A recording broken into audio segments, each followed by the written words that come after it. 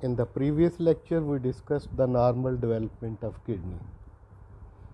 Today, we will discuss the congenital abnormalities of development of kidney.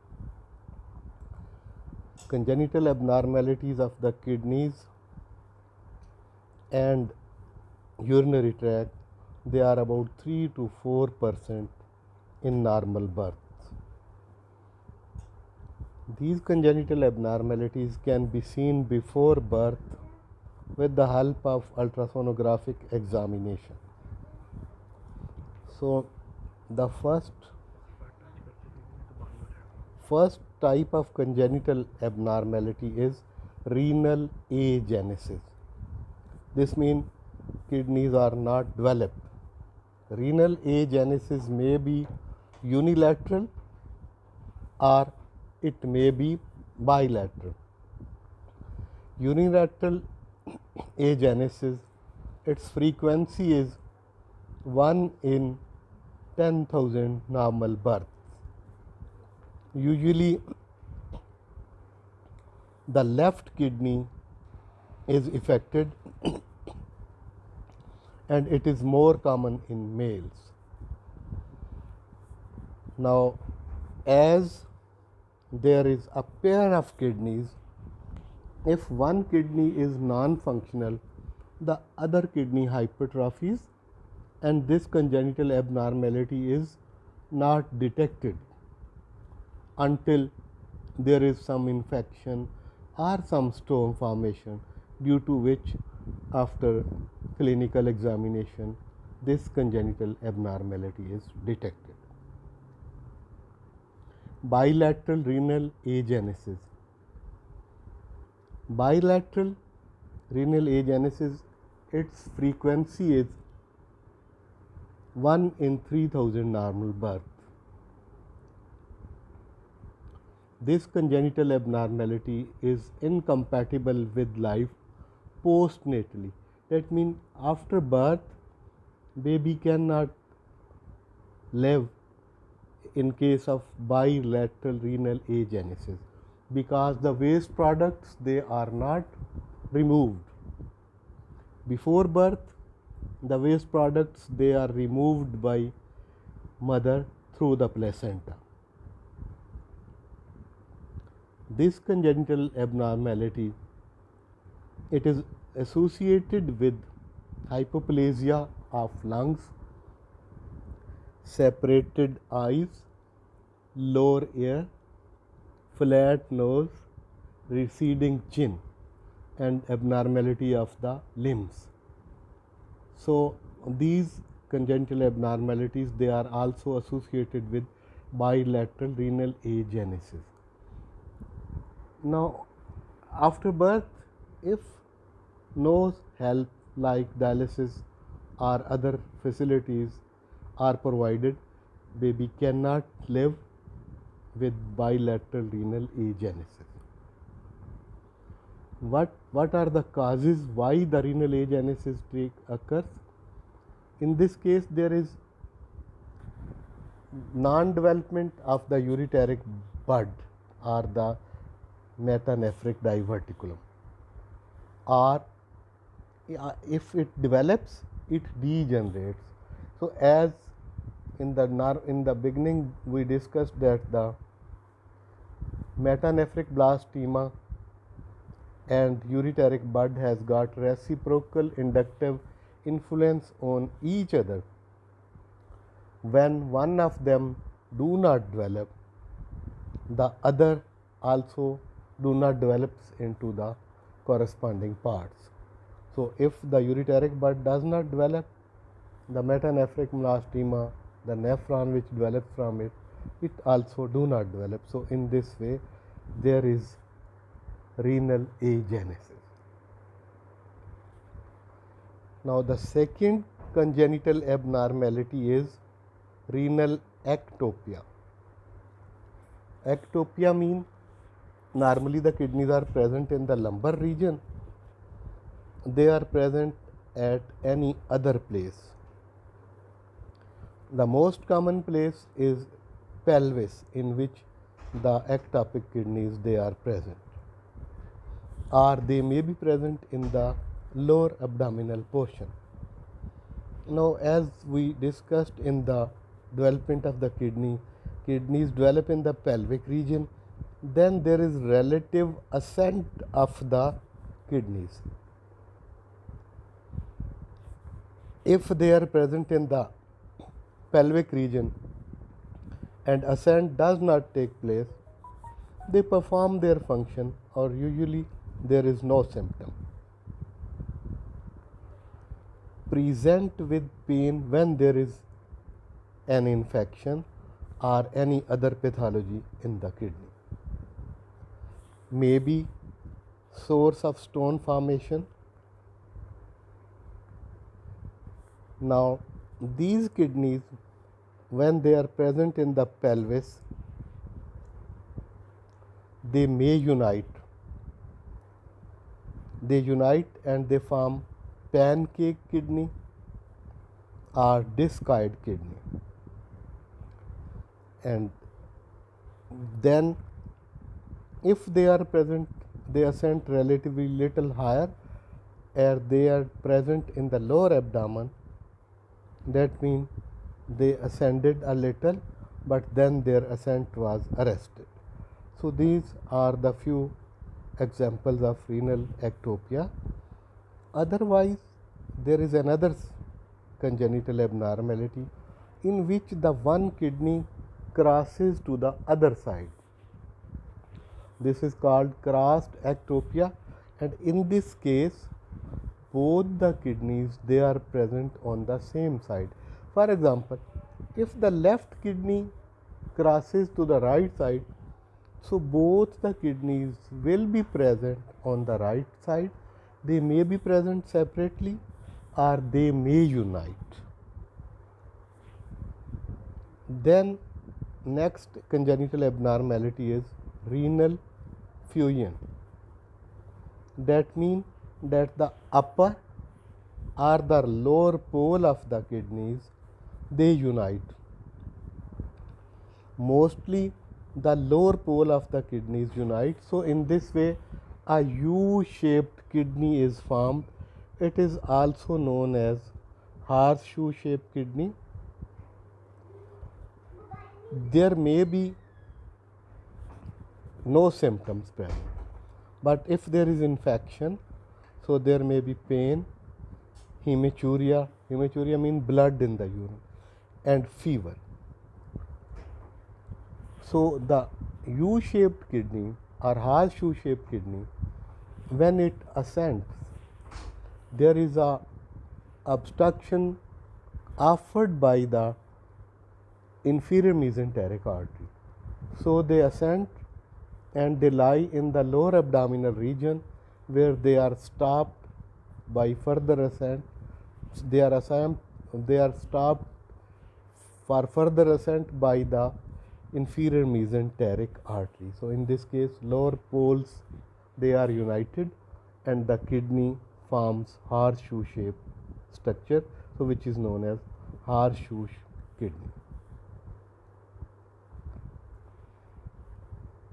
So here you can see again the kidneys, they have united in the lower poles. Both kidneys, they are giving their outflow tract, that is the ureters.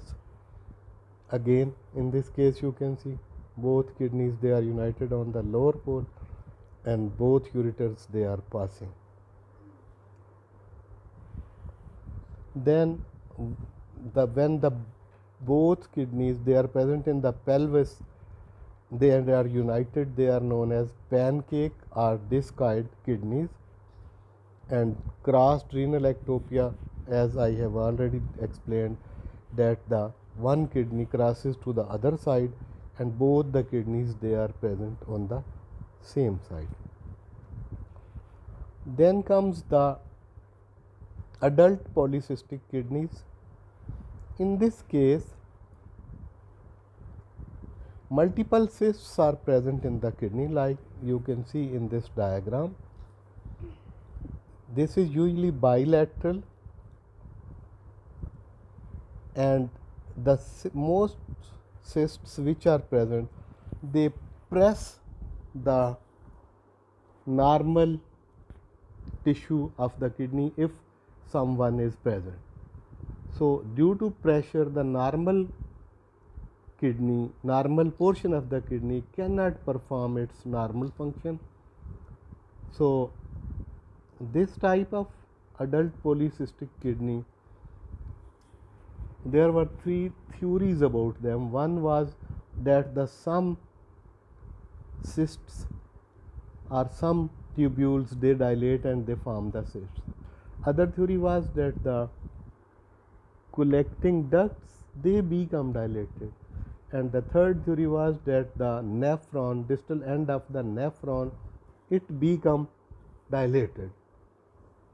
So previously it was supposed that the collecting ducts, they become dilated, but nowadays this theory is accepted that the cysts, they are present and they become dilated, so they press the normal tissue, normal kidney, and they stop the function of the normal kidney.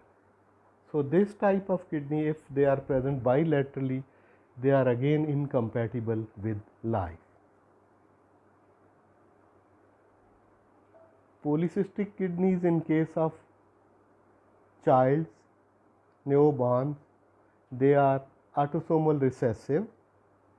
They are present in both the kidneys, and the cysts, they press the normal tissue so that they cannot perform their function. So again, I have explained that the polycystic kidney in case of young or in case of small babies, they are autosomal recessive.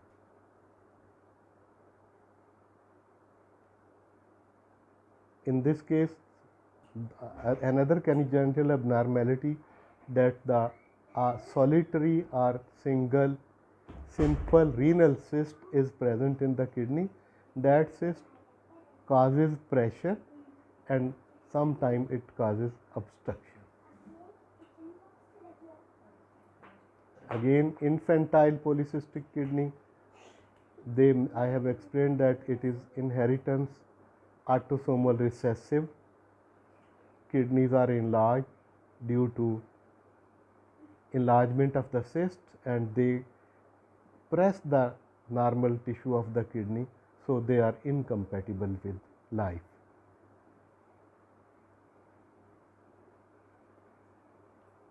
Now, abnormalities of renal pelvis and ureter. If there is obstruction, the renal pelvis become dilated. If the division of the ureter remains, it starts a little earlier from the beginning, little proximal, so that there are two ureters and there are two lobes of the kidney. So this type of kidney is known as double ureter having two lobes kidney.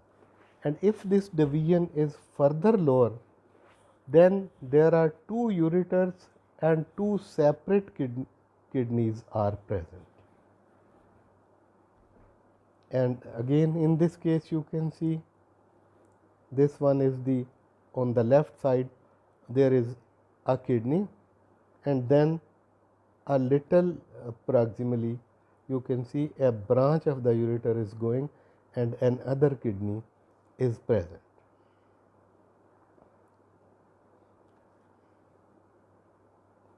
Ectopic ureteric opening. Normally the ureter opens into the trigone of the urinary bladder, which is present in the posterior wall, and the ureters open at its superolateral angles. In case of females, this inferior opening may shift in the neck of the urinary bladder, then either into the urethra or into the vagina or into the vestibule of the vagina.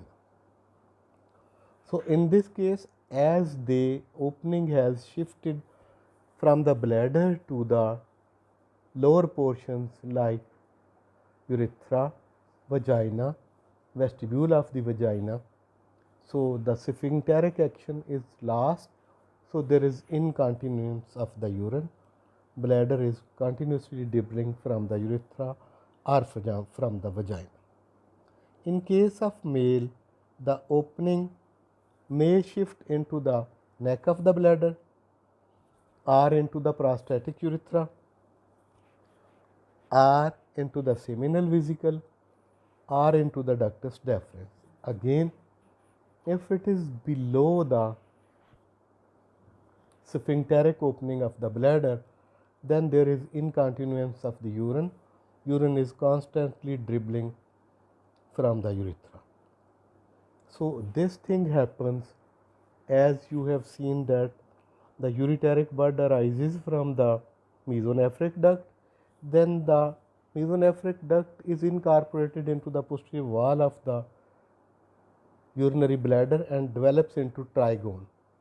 So if while this incorporation is taking place, the ureteric bud is also pulls downward, it may open into the neck of the bladder, prostatic urethra, or into the urethra. So this is the cause of ectopic ureteric opening.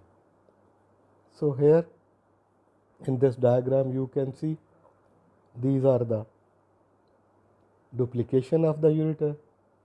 In A diagram, in B diagram, complete duplication. In B diagram, there is partition, two branches of the ureter and kidney, single kidney.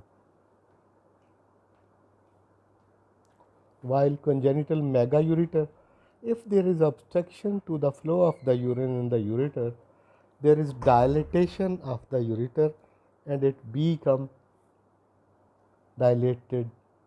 So this is known as congenital megaureter. Abnormal development of the vessels.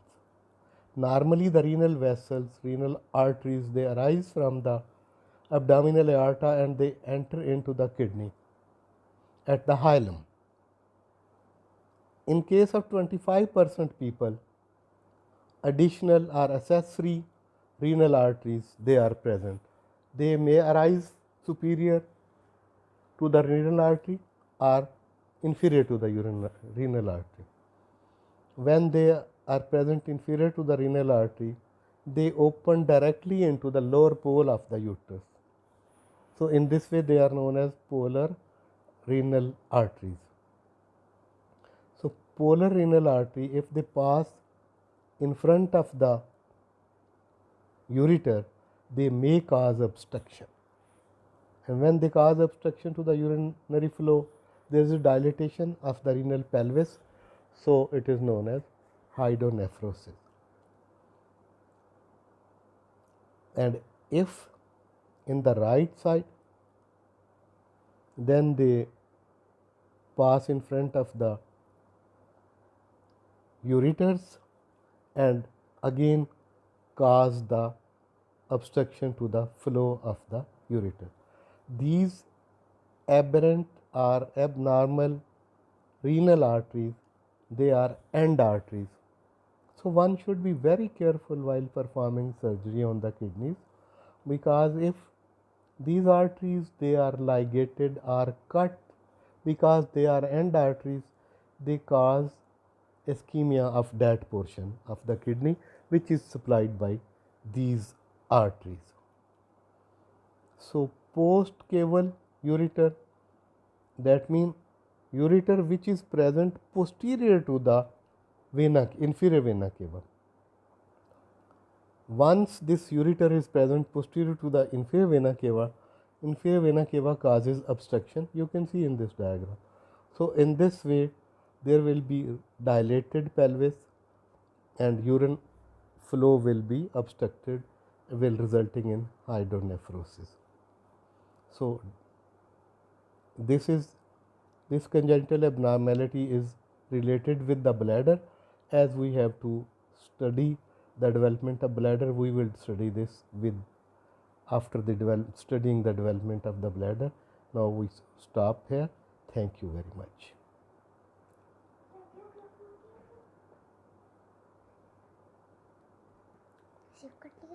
यहाँ से बंद होगा, मुझे नहीं पता।